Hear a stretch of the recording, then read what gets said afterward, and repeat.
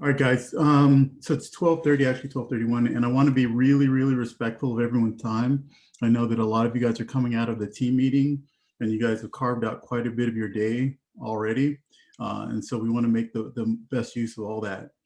So I thank each of you guys for jumping on here.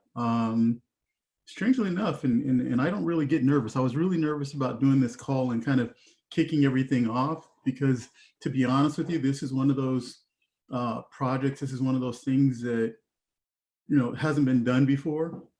Obviously, our society hasn't really faced the challenge just yet, and now we are. And there's a lot of opinions on how we should do it and how we shouldn't do it, and all those things. I was personally motivated to jump into this because I think that this is all of ours, not just mine, but everybody that's on here, our opportunity to kind of change the trajectory of not just First Atlanta, but the community and whatever it reaches beyond that. And that's pretty exciting because I have kids and I want to see a different world for them. And so that's the selfish reason that I jumped into it. I also feel like there's a huge opportunity for us all to get to know each other better, dig down deeper, and find the common ground, then kind of link arms and move forward as KW First Atlanta and as a community and do some things differently. Biggest thing was to open this thing up and have a different dialogue, not different, but add on to the dialogue. You guys have, a lot of you guys were on a lot of the panels and calls and we kind of heard the conversation and the stories and, things that have happened. So Mike and I, and he knows I'm passionate about, so what's next? Like, how do we take that information and how do we change it and how do we move the ball forward and feel good about it? Before we do that, get into that conversation, though, there was something I wanted to show you guys. Hold on, I don't know if I'm going to screw this up, so if I do, don't laugh. Let's see. Uh-oh, hold on.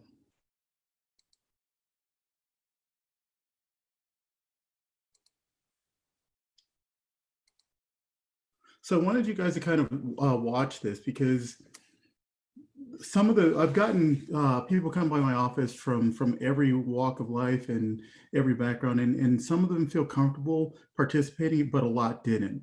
And so what I really want you guys to understand that this really isn't an us versus them or them versus us. It's nothing like that. Like, this is a we thing. And I was surfing around and looking at some things, and this video, strangely enough, from Apple, one of the companies I respect the most, kind of captured it all. So I just wanted to take 2 minutes. It's only 2 minutes and 3 seconds for you guys to kind of see this and hold this into your mind as we enter into the conversation.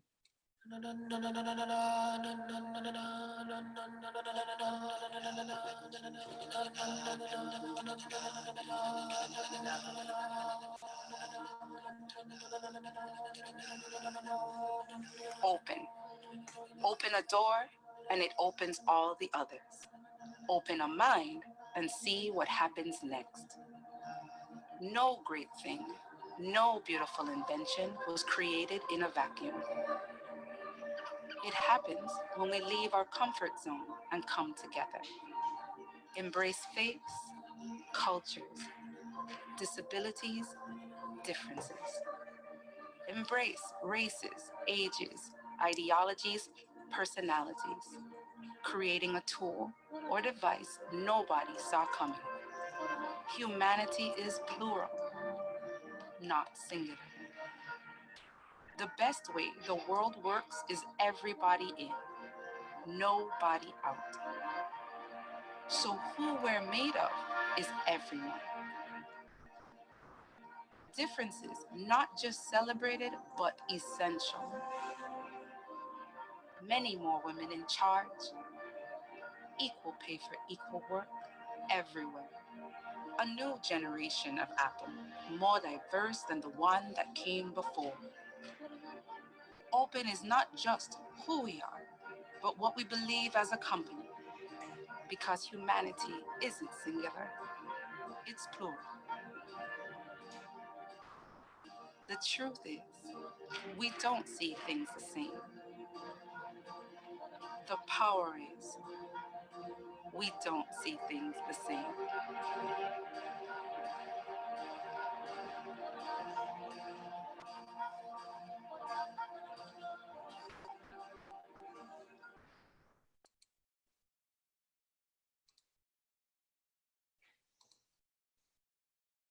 So again, everyone, I know that I don't know what you guys got from that, but when I first saw that, I was pretty excited because it kind of captured the essence of what I think that the Social Equality Committee wanted to approach the conversation as well.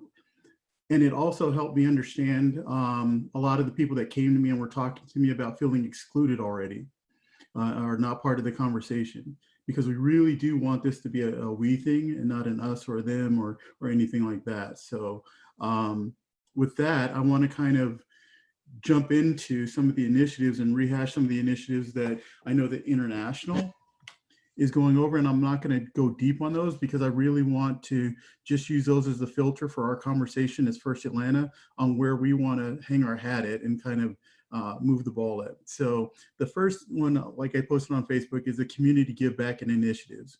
And that's, you know, all these definitions are on the Facebook or kind of a little bit more details on Facebook. You can feel free to jump in there. The other one was leadership positions, diversity training and education, wealth building, inclusive marketing and advertising are kind of the 5 areas that International is attacking. Mike and I kind of talked about keeping these as kind of the placeholders for our conversation, only because with International focusing on them, that means that the regions are going to have some impact on them.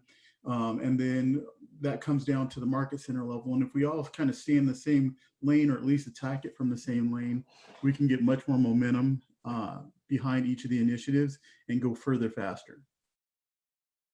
So as First Atlanta, what you guys can kind of unmute, hopefully this won't turn into a circus, but unmute and kind of give us some feedback on a year from now. If we're looking back at these categories, what would have to happen within First Atlanta for you guys to think that the time you invest in the diversity committee or in this committee was well spent?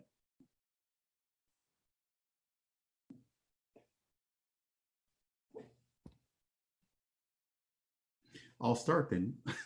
So you can kick the conversation off. The first one for me, the community give back, and I met with my team yesterday about this as well, on getting out into the community beyond just Red Day and doing some things, you know, with at-risk youth or some of the community things where we can actually start to change the mindsets, change how things are approached, and exposing the agents here in KW First Atlanta to different communities, different situations, different people, and showing us that we're more alike than we are different. Emmett, can you explain exactly? I'm a little bit slow on the uptake sometimes. So say again what you're wanting us, how will we know a year from now if we've been successful? Yeah, that if a year from now, what would have to happen for you guys to feel like this committee, the Social Equality Committee, made a difference, or that the time that you invested in this committee actually was time well spent? Because again, they've nominated us for the regional positions and things like that, but we cannot do this alone. Like, it's going to take all of us banding together and moving these rocks, and there's some pretty big ones. So I think for me, and I want other people to speak up, I've been in the office going on 13 years now. Okay. And I love KWFA because it is a diverse office. I think after being on some, you know, the 2 conference calls we were on before, we obviously had one aspect looking at it. I would like to see not the hurt, but people to feel, but for other people to feel the inclusivity. Do you know what I'm saying? Mm-hmm. So that they feel they're a part of it rather than that they're not a part of it. Does that make sense? Yeah. Wording that, okay. But so the feeling of how the other agents feel, that you want them to not feel that they're not included. I don't know how to word that, but do you know what I'm trying to say? But we're all one. We're all one with just a different face, a different background, a different belief, but we're all the same. And I think that, you know, a lot of people are going to chime in here. I believe that, again, as we progress forward, the foundation of those 2 calls were just foundational calls, right? Really to gain perspective of what made this conversation necessary. Sure. once we got that, then, and you understand the mindset that, our community and myself and things like that are coming into it with, how can we, then unite from there? So that was really, they're really foundational. And again, like I told you before, or said in the beginning of the call, a lot of people have, come up that are not African-American, not Black, and they share your opinion that they want to be more included. Right. It could be a different religious background. Exactly. It covers all different aspects. And so, it doesn't have to be color at all. It doesn't have to be sexual orientation. It's just all of us are one people. And so that's where, again, your point is exact, that it's going to take all people, all different walks of life to engage in the conversations and then get into action. Can I ask that? Yeah, go ahead, Mike. I think that for me, a year from now, a couple of things. One, that this conversation is still taking place, right? I don't think that there's a solution that's going to happen in 30, 60, 90 days. But what I have experienced in my time in leadership in other organizations and even at KW is that there's this conversation that starts, and then people feel like there's some sort of a Band-Aid that's taken place, or the situation lessens, and then people stop talking about it. And I think that's where we fail to address what has been systemic that has carried on. Does that make sense? That's why it's still there. And we've got to stay in this conversation. And so I want to see our market center take a leadership role in staying engaged in the hard conversations and doing the hard work. And I think part of that looks like a training calendar that is addressing issues that are affecting equity and inequality issues. Some of that has to do, very specific in my opinion, about real estate classes and real estate issues.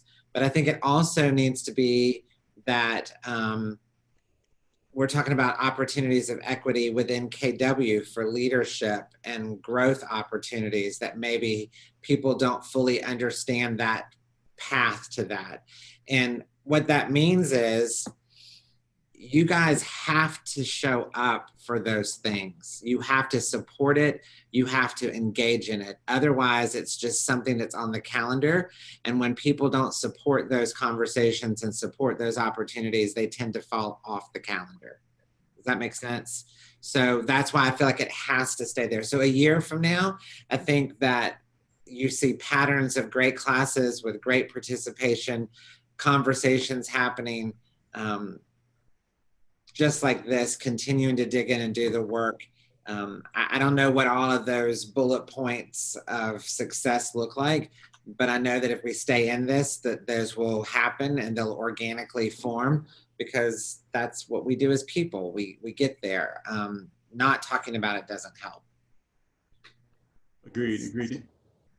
Anyone else? Hey, Emmett, I've got a couple of thoughts. Okay. I was at Peachtree Road with you before First Atlanta, so this is kind of a compilation of conversations from, 6 years at both market centers. I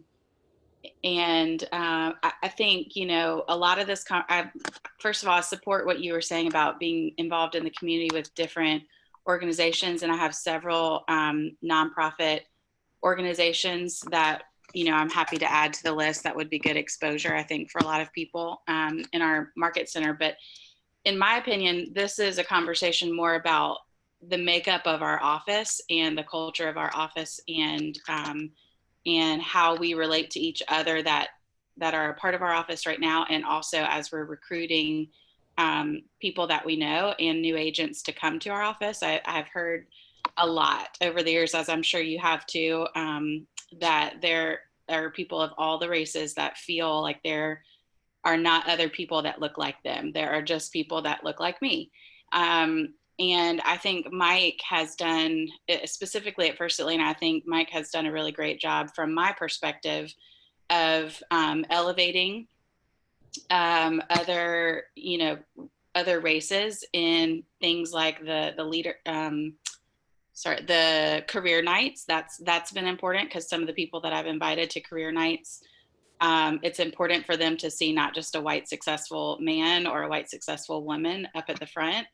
And, you know, one other thing that I just thought of with Mike's legacy is that I've always noticed how intentional you've been, Mike, about texting and Facebook posting for every holiday, every religious holiday, whether it's Christian or Jewish, and those are our two biggest populations, but I think, but all of them. And you've always just welcomed everybody. And I think that this is obviously about race. That's where it started. It's also about, you know, faith or non-faith and sexual preference and all that kind of, I mean, it just encompasses everything. But I think representation is super important in our office. And so I would venture to say, like, our panels for team meeting, I would love to see more panels. I've always said that because I love learning from the other top producers. And I think it's important for, you know, maybe once a month we have a panel and we make sure that there are men and women and Black and white and Asian and Hispanic and, I mean, everybody represented on there. And so I think there's just a lot of different ways for that representation to be seen as other people are coming into our office, and also as agents, especially newer agents, are looking to engage. I think we've lost some top producers and some new agents who have become top producers at other offices because of lack of representation. Sorry, just taking all these notes. So this is good stuff. I'm just trying to get it all written down. I should have picked somebody to help me take the notes, and then we'd be at engagement. So I do apologize, but no, I think that's a good feedback and great information. And I think that, again, this is the start. Like, if we can open up the conversation where they feel comfortable, everyone feels comfortable talking with somebody about the differences, talking with somebody about where they don't feel comfortable, then you kind of get them out of their kind of blinders, or take the blinders off them. And that can open up a different dialogue and a different sense of community. So I definitely love that. I have a question. It may be early on in the process, but are there formal programs that are coming down from international in terms of, I'm going to call it my own thing, I guess, like immersion, where I don't know if we're pairing up or we're getting into each other's, maybe even businesses, to have those connections with each other to see different perspectives? Is there any formalization around that, or? You know, right now, and again, I'm going over the high level of where they've kind of put markers on the road. They're trying to formulate the plan on how that's all going to come to fruition. What we as First Atlanta do, when we don't have to wait on that, though, we can start the dialogue, and we can start, I mean, one idea, I mean, what if we did have like morning masterminds or something like that, where people from different business levels, different production, different ethnic backgrounds all come together, and we just talk about the business and try to help each other in a way that's productive, and get the conversation going there. And then we have the social or the community outings where we are being exposed to the different things and different ideas and having those conversations. I feel like when people get into those non-business related, non-kind of structured environments, you tend to see people open up and be more genuine in how they show up.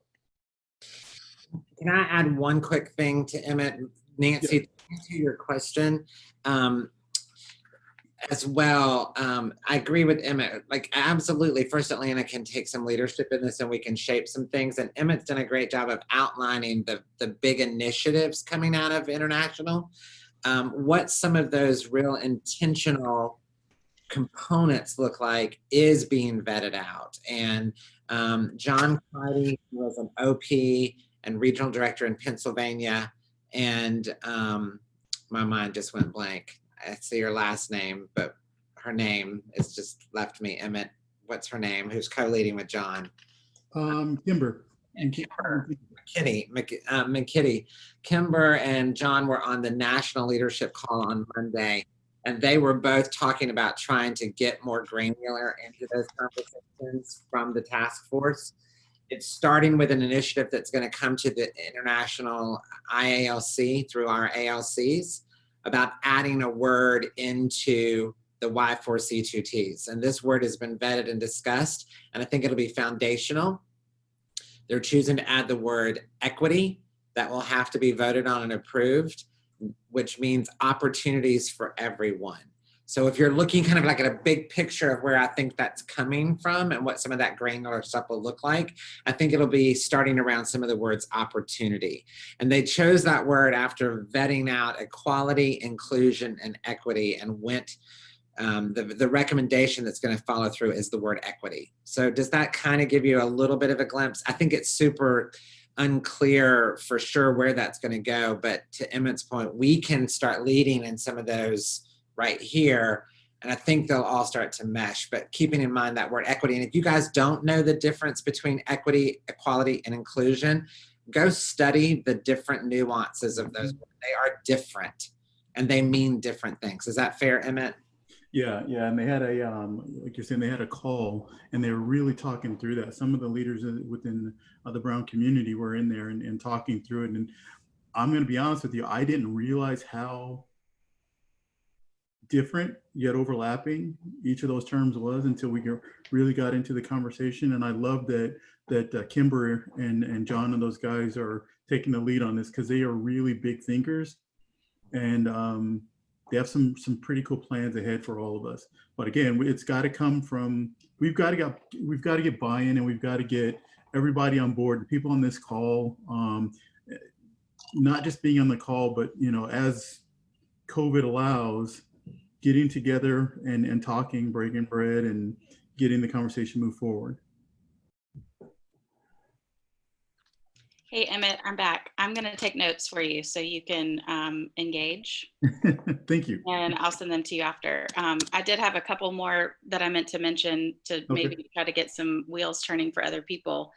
One thing that I've talked about with a couple people, is, especially as this became an idea for KWRI, when it was kind of first announced that there would be a committee put together, I had a guess that the people from the market center that would be our representatives would be in the top 20% or on the ALC. And while I think that's great, I also think there are people who can bring a lot to this conversation that maybe are newer agents, or maybe are doing more productivity coaching than selling, or maybe they're part-time, or, I mean, there's a lot of reasons why people may not be in the top 20% or the top 50%, but they could still bring a lot to this conversation. And so I think it's important to not just look at production level here when we're looking at panels and committees and that sort of thing, that there's a lot of people who, I mean, everyone has value. Every single person has value. And it's important to look at that, I think for our whole market center to look at that when we're having these conversations. And the other thing I was thinking about is we've got some mentors. I don't really know exactly how that program is exactly structured, but I know that there are new agents that are paired up with mentors. And I think it's important for those mentors to have some sort of training about, different ethnic backgrounds. For instance, if I was partnered with a Black male and mentoring him, it would be insensitive of me to say, hey, one of the ways that you could build your business is go door knocking. So having, people be sensitive and have that awareness and knowledge as they're training and mentoring, newer agents in that conversation. Agreed. And I don't want to skip over that, Karen, because I think that when you said that, it's a really powerful statement. But I'd love for you to go a little bit deeper on why that is a bad idea. And how did you come to be aware that that's a bad idea for like me to go door knocking or something like that? I mean, well, actually it was you years ago when we were talking about this. I mean, I think I was probably pretty new and we were in a team meeting and you brought it up. And and I also date a Black guy we've been together for many years. And so I've come to a lot of awareness in that journey together. You know, actually just randomly, there's a couple of new construction houses down the street from me, and I wanted to go walk their floor plans to see what finishes they're putting in. Is it on a basement? Can I find a buyer? And, you know, we were just walking by on a Saturday, and I was like, I want to go check them out, and asked him to come inside with me. And we got to the front door, and he saw a no trespassing sign. I didn't even see it, didn't even come into my awareness. And so he walked away, and I walked in, and then in that moment, this was like weeks and weeks ago, I was like, I need to check why did I feel like I could just walk right on into this property? So there's been a lot of awareness from that perspective, but also, you know, from the calls that Mike held, the video calls several weeks ago.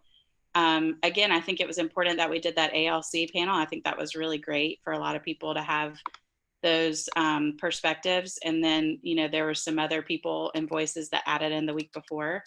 And I think from what I heard and from personal perspective, there were things that were said then that I think a lot of people who look like me may have not ever considered. And so, you know, I don't think that it's a bad idea to pair me up with someone else who doesn't look like me for training at all. I just think that if that happens, I probably need more awareness, and all the people around me need more awareness and sensitivity to kind of guiding them in the right path. Just like if we were guiding a client, we need to know who the client is, what challenges they face, and how to help them in their particular situation. That it's important for new agents as well. So I think that that type of training is more important. It's not just about, are you a top producer and do you have a heart to serve people and help build their businesses? It's more about, can you also bring equality and inclusion and awareness and sensitivity to the table as well? Yeah, and Karen, I'm going to throw this out there because I think that a lot of people do, not all of them, and I want to put that disclaimer out, use that as a reason why they aren't participating, because they don't feel like they're in that percentage, or they don't feel like they're this or they're that. But you're never going to know unless you show up and you get into the conversation.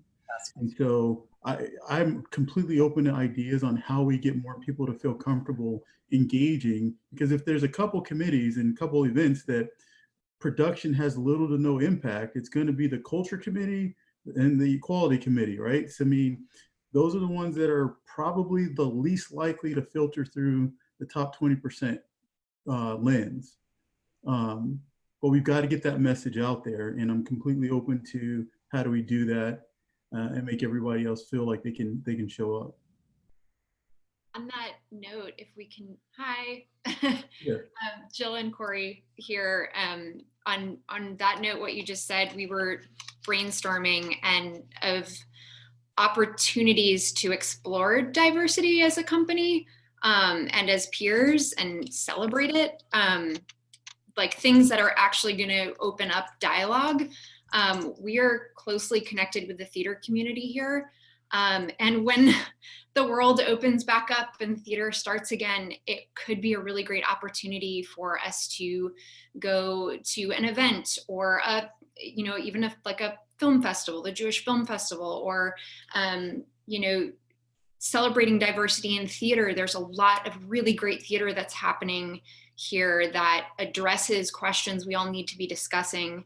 And it's a great way to start conversation. We talk about hearing stories through creative outlets. That's really part of what we have done as artists. So if that's some sort of a possibility when, things get better in the world regarding the pandemic, that we could maybe do things together as peers and as an office to start dialogue. Yeah, I definitely love that idea. I think, and I can't see my screen really, is Gerald and some of the people that were on the panels on? Because again, I want to get some feedback from those guys that were on those panels. Like what are success measures? What at the end of it, because you've been through some of the things, what are some of the things they're going to be looking for from the committee and the task force to feel like it made an impact? Not sure if any of the people that were on those panels are on here right now as well. So I thought I saw Gerald, but Maybe not. I'm here. Okay. I think overall, I'll piggyback on what was said earlier about being granular, especially when it comes to community. I feel like that's a term that keeps being used broadly. And to someone's point that just spoke on it, but doing different things. If you're used to, I don't know, for example, giving to KW Cares or the Nicholas House, maybe you try some new community programs where you're venturing out and being intentional about seeking out new opportunities to be around a different culture or a different religion. I think that's a very valid point, and to go out and seek those things and to make it a group activity, exactly like someone just said. Yeah, I think those are great ways to start as far as reaching out to different communities, and to learn something and to put yourself in a vulnerable position where you are being intentional to learn about a new part of society and social equality. Just throwing this idea. Thank you very much, Gerald. I think that I'm going to throw this out there because I know that I used to get them. I don't get them anymore, obviously with COVID. But there used to be an invite that would go out like every couple of weeks. There's like a lunch crew that they would go to different like restaurants and do different things together. If we, not saying we got to go to restaurants, but what if there were different events or different things that we could all go together voluntarily and participate in? I know that our team is going to be volunteering at a couple of the schools and things like that to help out with, a lot of the kids, especially with COVID, aren't having the lunches and they aren't having those things like that. I really want to see the office get involved in those kind of things. And I haven't talked with Mike about this, so I'm going to put him on the spot, but putting out some things within the office, because in talking with some of the teachers, a lot of the kids don't have the electronics and things like that to even participate in the video learning or the virtual learning environments. But how many of us have old computers or tablets or whatever it is sitting in boxes or under the bed or whatever it is that we could donate, have an IT person wipe those and donate to those kids to be able to continue their education? And then going into those families, going into those households, helping them get it set up and helping them get everything going. I think it's things like that that have a purpose and give us exposure. I agree with that, and I think we absolutely can do that. Absolutely. Paula Kellum just put a comment in as well. I think that's a Yeah. And I love what Jill said. I love what Gerald said. I love what everybody, you're plussing that. I mean, broaden this opportunity because we'll touch so many other parts of diversity, not just race, but religion and lifestyle and even different people from around the world. I mean, we have people literally from all around the world that bring different cultural elements to KW First Atlanta. We got to embrace all of that in this conversation along the way. So I love that idea of events and activities and getting people engaged and giving back. I love that. Hey, Emmett. Yes, sir. Couple of things. I'm going to just chime in on what I think Karen started talking about, which was about the cultural community and what Gerald was mentioning, the community aspect to this. I think generally speaking, we've spent, as we've done Red Day, we start here in Sandy Springs and then we've branched out in a couple of other places. But I remember when I was at a different, like you, Karen, I was at a different KW office once upon a time. And we used to have an opportunity to go down to a community that you probably all know of, Summerhill, over near Grant Park in the old stadium, where we would do after school programs there. And I know that's probably not what they're wanting us to come down and do now, but I think it would be good to get out of our element as a group and maybe go down to a specific part of town that's not like, or necessarily our backyard. And then the other thing I would like to see specifically other groups kind of tap into this is we have such a large Latino group of agents here and community that I would love to see them really be encouraged to tap into it as well. Well, I think everybody's given some really good ideas, and I also want to stress this more than anything, that we're aiming for a moving target here, and we're not going to get it perfect, and we're not going to get it right out of the gate. It's going to be a fine tuning and course correction through this whole thing. And we are going to ask for everyone's patience and grace on this whole thing. But the more you get involved, the more you voice those concerns, the more you talk to us about what you'd like to see, the more we can get it right. To plus what Emmett just said about the moving target, I am confident, and Emmett knows this because I've told him this, that one of my first responsibilities that I'm going to assume when I get to the region is the regional leadership of this conversation. So I look forward to doing this same exercise on the region, Emmett, because you've done fantastic with this. I think this is important. And I think this is unifying because it gathers thoughts and ideas together without feeling like everybody is scattered. And so thank you for asking a very important question. And I love the input of this. But I'm excited to represent you guys on a regional level because this can't just live here. And it can't just live in Austin, Texas. It's got to live across everywhere we are. So we look forward to that, right, Emmett? We're going to do that. Absolutely, absolutely. And like I said, I'm taking Gary's analogy that you got to fail forward very seriously in this because I have a feeling that we're going to land on our face a few times. But we'll get it right, and we'll get moving forward. And I'm looking forward to working with all of you guys in making that progress.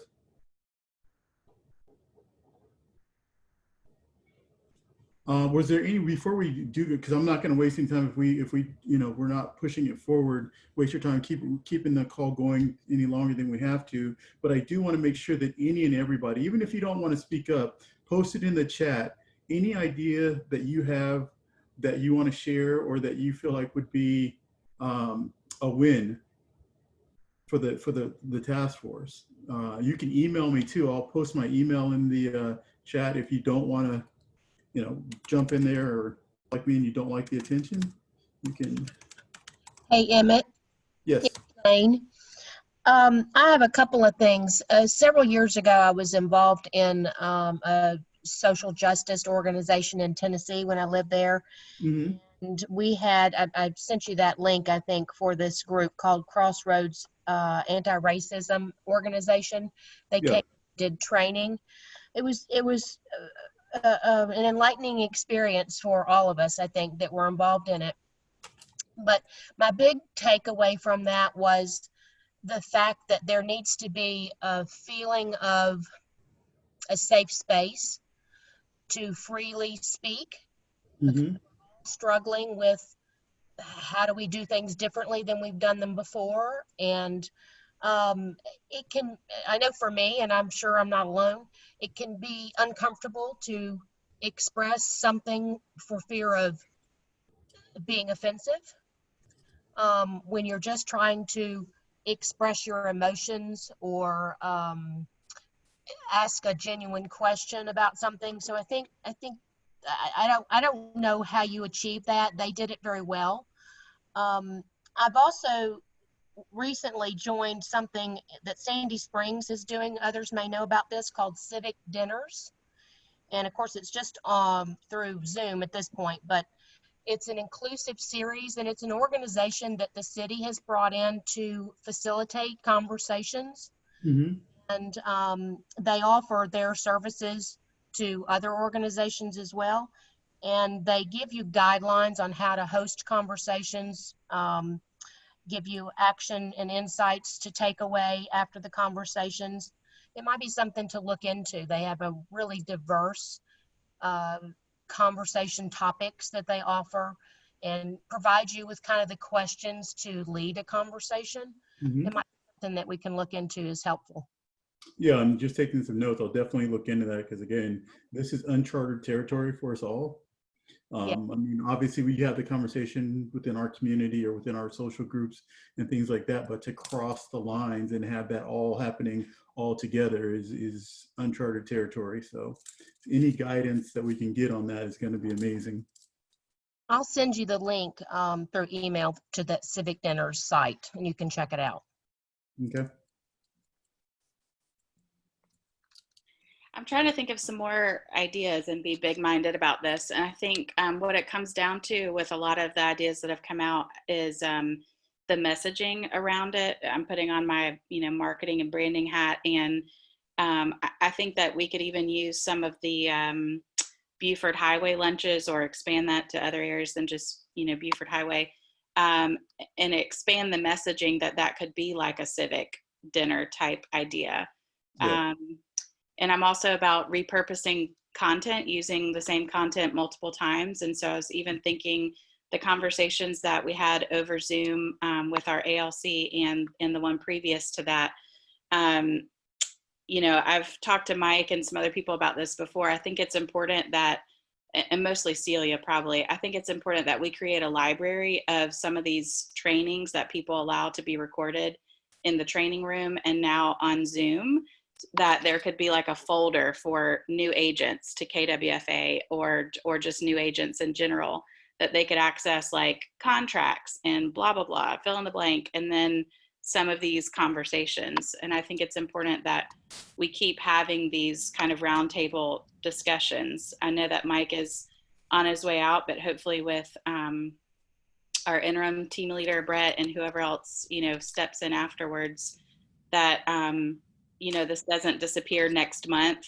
even, or for the next, several months over time, that we continue maybe a once a month thing. But I think it's consistency is going to be the key, because I know I haven't gone to one of those Buford Highway lunches, but every time I see it, I'm like, ooh, I really want to go. I just don't put it in my schedule. There's other things that go in my schedule at that time frame. But if we do a monthly service project or a monthly lunch or all of that, and we just keep doing it consistently, we might only have 10 to 20 people at a time, but hopefully it would be a different set of 10 to 20 people each time as their schedule allows. So I think the consistency is going to be huge for that as well. But trying to think of like, how can we have some of this content these conversations and content stay out there, for use of multiple. Well, we'll definitely, all of these calls and stuff like that are recorded, so we can definitely create some type of library where people can go back that weren't able to, maybe they had a listing appointment or something else going on, can go back and get engaged there. I want to come back to one other thing that was said though, because I think it's huge. It's like, how do we, and I want everybody on here to kind of brainstorm on that. How do we create an open environment where people feel comfortable expressing the different views? And maybe it just takes a couple of people being bold enough to step into that, and then there not being any retribution or not being any hostility, or just an open dialogue that encourages everyone else to engage as well. We can say it all we want that, oh, this is an open space, but until people see it and feel it, they may not do it.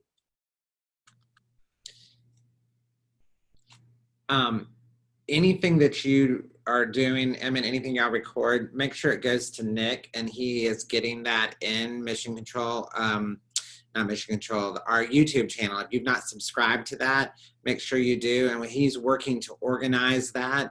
And I love that, Karen, you and I've talked about that, and it took us a little while to get our arms around how to get that in. And he's done a good job of getting that started. So let's do that.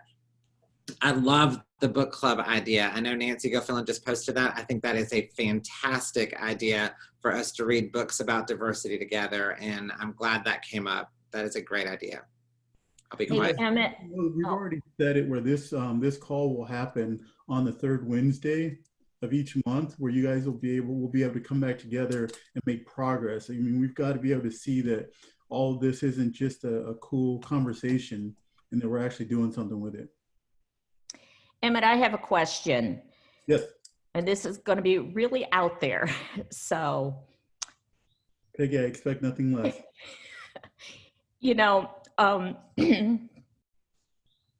It's emotional. It really hit me hard. Let me compose myself and I'll get back on. Okay, take your time. We're all still here and we're here for you. So. Emmett, while you do that, a couple of people jumped on late. Will you post the link for the video that you started with? Yeah. I think that's a great video people might want to grab and watch or share. I thought it was Can I say, tell Okay, a Thanks, um, Mike. Can I say, Sally Hamrick, who's my daughter, is just read this book for school. That was her summer book she had to read this summer, and it is an incredible book. It's called The Lions of Little Rock. If you're not familiar with it, it's about two little girls in school. And if you've not read it, it's a really good book. So I would put that out there as a book to read. It's not a hard book. It's not a deep thought book, but it's a really good book. You know, guys, I'm going to throw out there. I love the book club idea, and I love more creating a book list that you can post great ideas in, and people can kind of investigate them on their own and see which ones they want to jump into. And maybe we break into smaller pods based on who's reading which books, and then we come back together and discuss what we got from those books and how it can impact this conversation. Well, I mean, Emmett, this is Michael Bunch.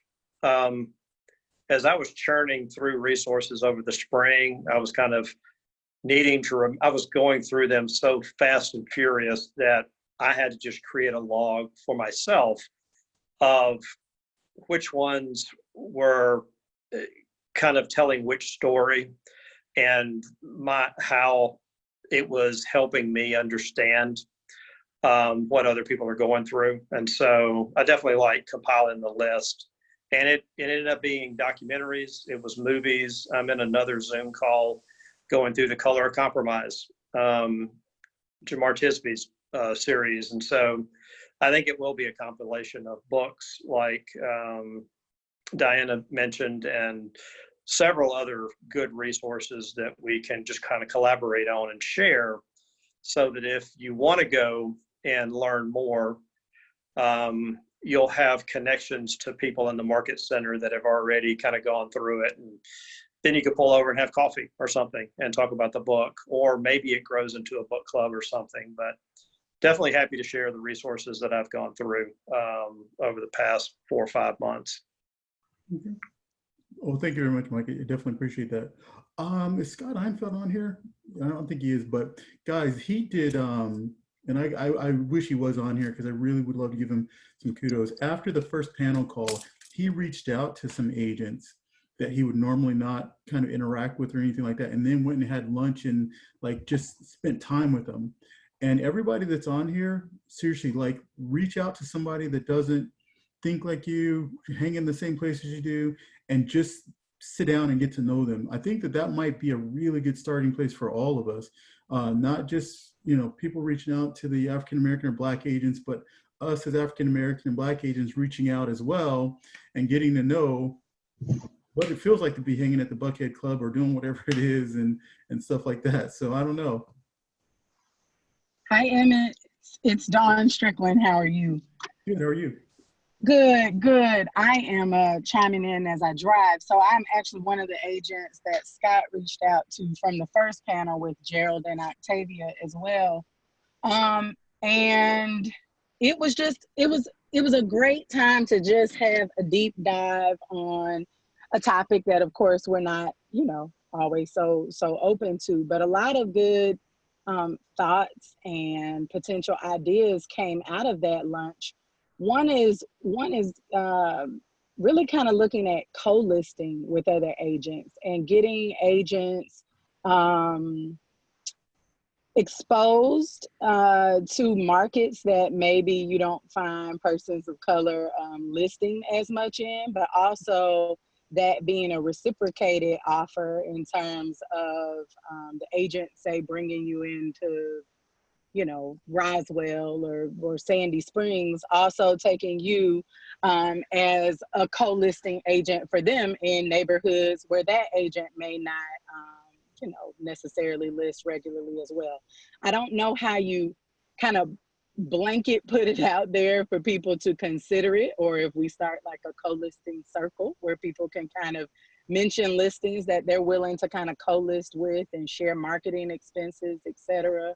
on, but just a way to get folks more exposed across the entire Atlanta market where we know, persons of color aren't necessarily in at the numbers we would like to see. Yeah, I think you mentioned that a little bit as well about the co-listing, and I think it's a great idea. And maybe that just starts with, you know, attending the listing appointments and getting that exposure and seeing what those conversations look like, and vice versa. And then it matures into actually, you know, both of our names on the sign or kind of a deal. But, you know, I definitely love that conversation you guys had. What other is there anything else that kind of came out of it that you guys would like to share?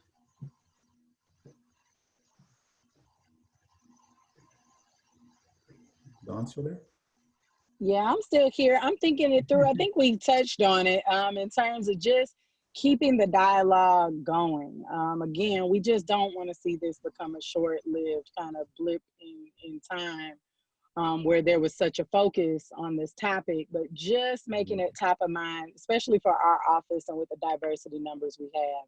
So I think the book club idea, breakout sessions, panels during team meetings, just keeping it going and getting folks more comfortable either asking questions that have always been uncomfortable, being involved in conversations that are difficult, challenging your own thinking.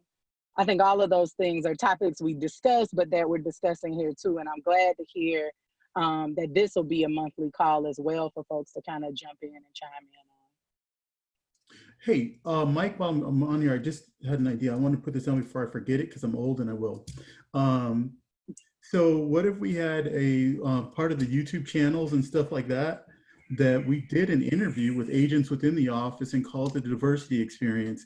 And you do an interview with an agent, and when you are able to post that, and it's all different types and different folks at different production levels, different everything.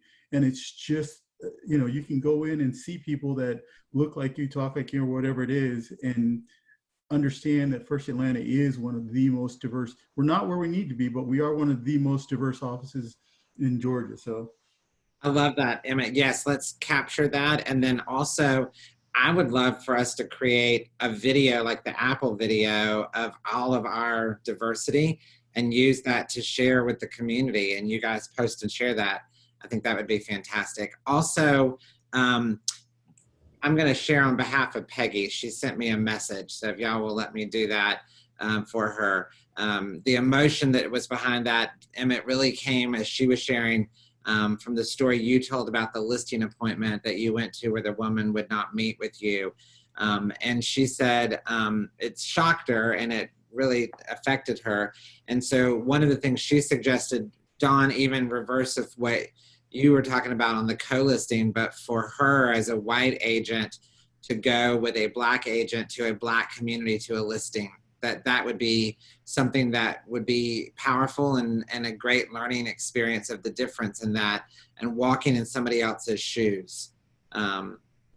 So she's just saying, you know, just for both groups to interact in those kind of appointments or even those co-listings, the power of that. So, and she's hoping she's not offensive in saying that was just her suggestion. And I don't think that's offensive at all. I think it's a fair suggestion. So we'll put that on the list. Thank you, Peggy, for allowing me to share on your behalf. So. I think that's kind of what I was getting at when I was asking the question about immersion action, is having those kinds of exchanges and interactions and exposures. But I also just wanted to thank everybody for their vulnerability in these conversations, because I know they're not easy. And I appreciate you all. Yeah. Hey, it's Tavia. Can you guys hear me? Yeah. I was thinking just like along those lines as well, like she was moved by your story of what you told her, or, you know, so if we share more of our stories and our experiences, like, and you know that we're a team, you know, people might just understand more. Like I can tell you, when I was 3 years old, my mother and I went to Denny's and they would not wait on us. I'm 3. You know, I still remember. I'm still hurt. So. Mike, lots of other stuff too, but you know, that's my first memory. Well, and I think that's that important. Those memories and those conversations, though, are what needs to be part of the conversation to keep us all focused on what the greater goal is and where we're trying to take this thing. all of us know that this is probably a cause and an initiative that will outlive all of us, but we can make significant progress together while we're here. Tavia and Mike and Emmett, I'm a big fan of storytelling, and I think that the videos is huge for that.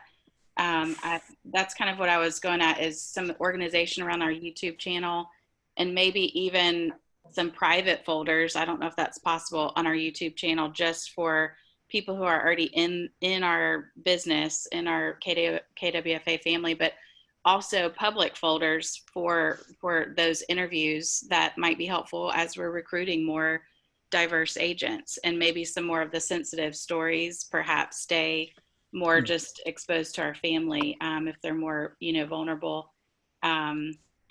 I learned a lot from those conversations, and I think those videos are important. And Mike, I think that the Rawls group, maybe you can help us with this, that the Rawls group could do an Apple video, and then each office within the Rawls group has like a section of it where we put in our own flair or our own story, so that the Rawls group can help cover the cost of, the production of that.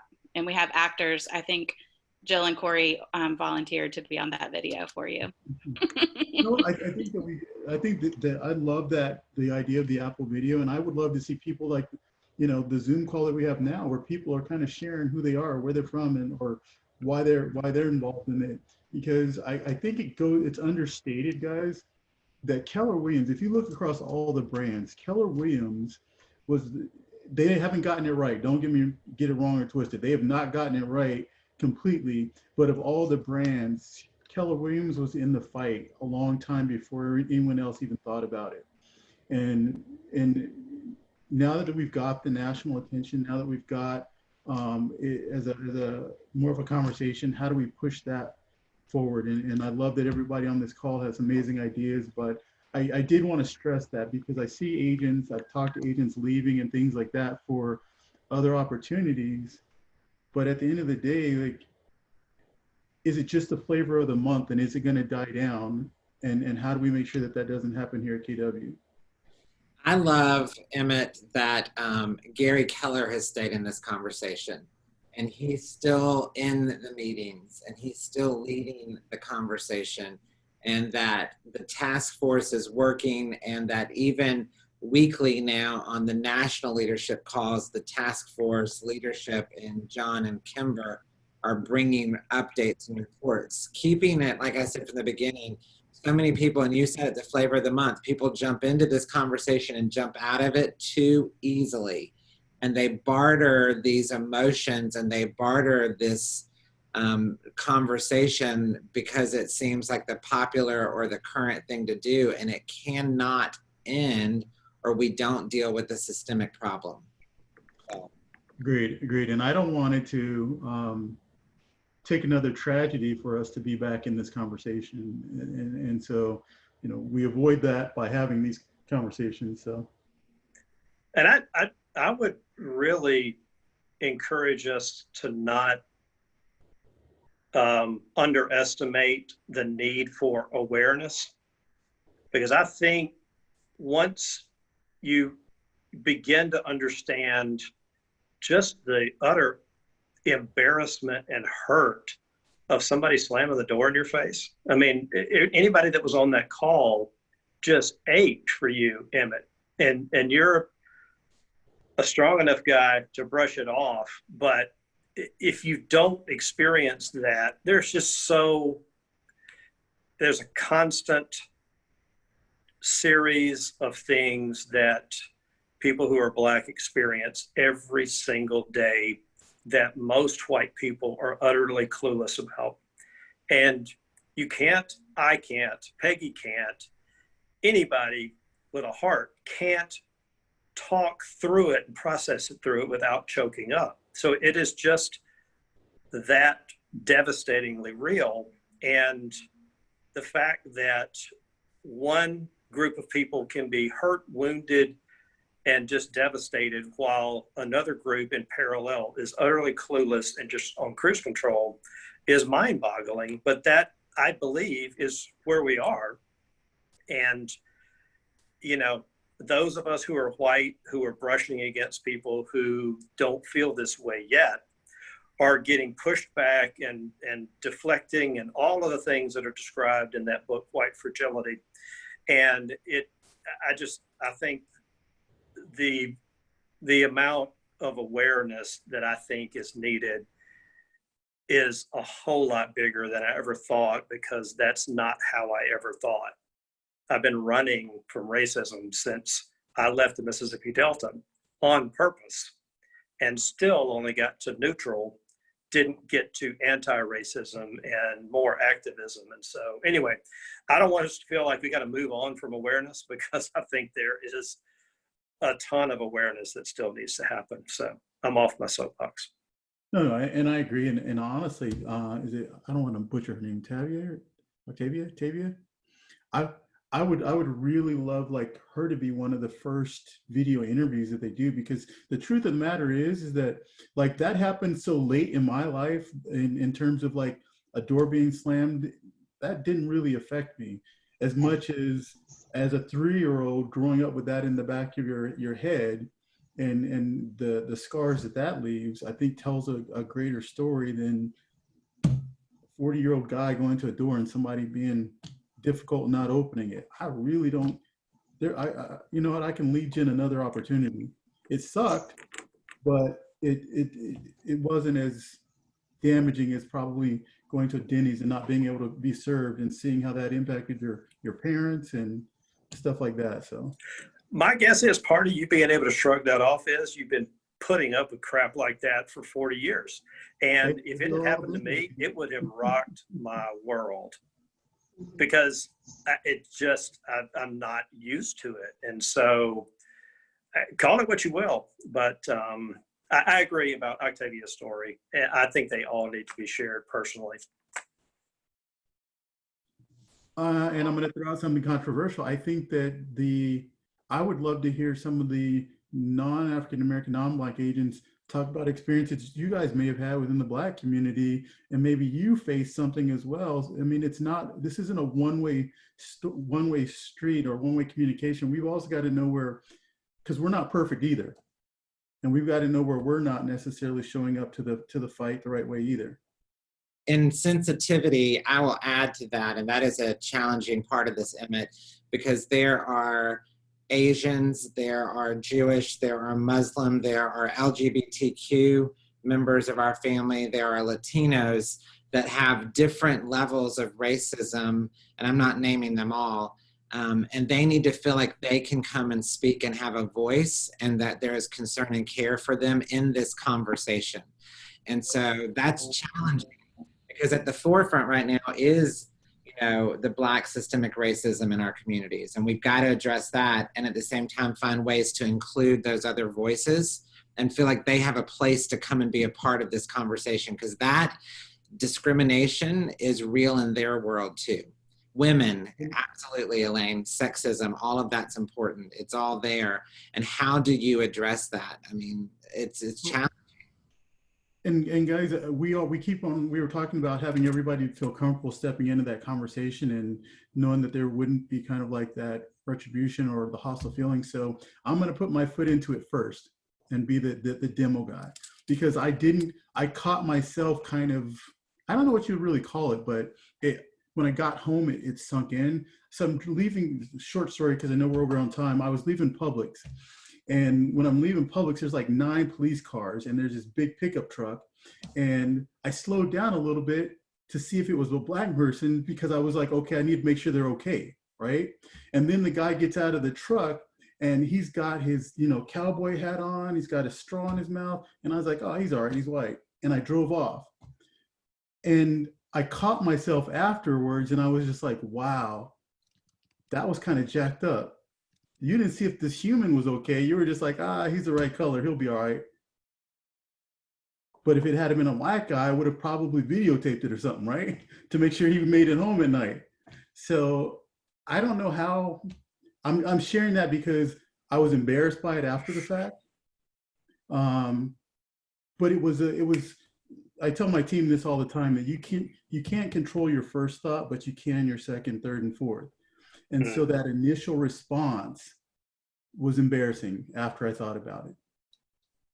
And I think just the mere fact of you sharing that story out loud, I mean, what I'm finding is we're having a conversation that has never been had because people have been too afraid of it to even venture in. And so beginning to confess in first person, this is how I felt, and this is what I'm wrestling through. My word, how refreshing is that versus defensive anger, flipping out, blame shifting, all of the things that our culture at KW doesn't believe in anyway. And so I think stories like that are huge for breaking the ice and drawing people out into safety so that they can share what's going on inside of their hearts as well. So I would have thought the same thing though. No, I'm seriously, I was embarrassed. I think I took a shot when I got home. I was so embarrassed. I was like, let me take a shot of tequila. I'll be okay. But yeah. Emmett, I think that's important too. Being a white girl dating a black man there's been things that have come against me as well. So I'm not going to die on that hill today because I think there's way more pressing, important issues to address, but it does kind of go both ways to some degree, not fully for sure. And I think that there's lots that we can learn from all around for sure. And to that degree, one of the ideas that came to mind, I know that we're over time, but I noticed that only one person I think has dropped off. So I think it's a pretty important conversation that people are willing to stay on for a few more minutes. Dawn had mentioned her lunch with Scott Einfeld, and we also talked about, oh no, that was an idea I had. So Dawn and Scott in particular, it sounds like Scott went to lunch with other people. I've had that idea too. I just let COVID kind of stand in the way for me at the moment. But I do want to do that. And I think we can be just a little bit more purposeful with some of those things. And perhaps with this meeting and also with team meetings, could we hear from Scott and from Dawn, or from Scott and from another agent, or from me and another agent, or whoever wants to partner up for the lunches? The other idea was the listing appointments, where I think it was Peggy or someone else who had mentioned going on like me going on a listing appointment with you or with another Latino or Asian agent, and then have interview us about that conversation. How did the white person feel? How did the non-white person feel? What were the reactions? What were the learnings from each side from these lunch conversations, but also from the listing appointment partnerships? And if there's other types of partnerships that are out there, I think that we can use those for the team meetings. And perhaps for this meeting, if we got a little bit more purposeful and maybe took 5 or 10 minutes and had one agent each monthly meeting for this share a story, that could be helpful too. And then also, I can't really formulate this idea fully, but for some reason in my spirit, the Tucker and the Camp Creek market centers have come to mind during this conversation. And I don't know how we can partner with them and they can partner with us, but I do know that they are predominantly Black market centers. And there are a lot of agents who are attracted to those market centers for that reason. And so are there things that Mike and or the next team leaders can share with those team leaders? Are there things that they can share with us? I'm really not sure if that's at a leadership level, maybe an ALC level, maybe a whole market center level. I'm just kind of throwing that one out there to see if anybody else bites on it. And going just a little bit bigger than just in Atlanta, outside of Atlanta, I think, Mike, this could be something you take to the regional level, is how can First Atlanta be a beacon for other market centers in the region and in the US? Because on the scale of 1 through inclusivity, I think we're pretty inclusive in Atlanta for LGBTQ, for different races, for different religions, even though we still have a long way to go because we are in the South. But I know that, for instance, one thing that came to mind is when David and I travel, we love to go to Miami because it's so international. We don't feel that we're a black and white couple when we're traveling there. But if we go to one of my favorite mountain spots in North Carolina, he's the only black person around, and we feel it every time we go to a restaurant or try to walk on the street or something like that. So like, is there something from Miami that they could teach us, you know, about their mindset and being inclusive? Or can Atlanta extend a branch to other smaller Southern town market centers that we're doing this, and you guys, you may not have a lot of interracial agents in your office, but maybe we can be a part of those conversations on their team meetings. I'm just trying to think a little bit bigger here too, Mike, for you two to take with you to the region. I think that's a great idea, and we may start with some of the community activities and stuff like that that we're talking about doing, inviting them to partner with us first, and then kind of letting it mature into a natural relationship, symbiotic relationship between the market centers, and grow from there. But I mean, it starts with just, you know, opening the door, right, and the conversation with them. And I think any of the interviews and the stories that would end up on our YouTube channel that could be a part of being that beacon. It's just really hard when you're doing interviews for somebody for it to just not resonate when it's a personal story. Agreed. Well, guys, again, I want to be respectful of your time. We're already 12 minutes over. This is going to be every third Wednesday, like I said, and you know, we'll have a much more succinct kind of agenda that we'll work through, especially as we start to identify the priorities and where we need to be and what we need to be doing. Again, my email's on there. I'm on the 4th floor in that corner office over there. So if you want to stop by, talk or anything like that, or you come up with some ideas outside of that, feel free to share them and we'll get them shared with the group, and kind of go from there. But I sincerely, from the bottom of my heart, thank each and every one of you guys for your time today. And, you know, we're always here for you.